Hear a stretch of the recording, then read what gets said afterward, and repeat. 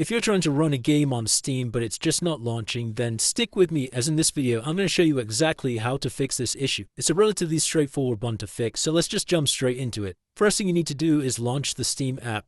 Come inside of Library and you want to locate the game that's not launching. And all we need to do is right click on it and come into Properties. Inside of Installed Files, you want to select Verify Integrity of Game Files. Now, this may take a couple of minutes to complete, but once it's finished, you can go ahead to see if that has resolved the issue. Otherwise, move on to the next step. The next thing we're going to do is clear the Steam cache files, come to the top left-hand corner, inside of Settings, and then come to Downloads. Now, you should see a section where it says Clear Download Cache. You just want to select the Clear Cache button, and then press Confirm. This is going to restart your Steam application, and it will also require you to log back in. Now, for most of you, that will have solved your problem, but if you still can't launch the game, the next thing we're going to do is to ensure we have the correct permissions. Come into your desktop and locate the Steam shortcut, and you want to right-click on this icon and select Properties. Inside of the Compatibility tab, we want to ensure that Disable Full Screen Optimizations is checked, and also Run this program as administrator is checked, and then just press Apply and OK.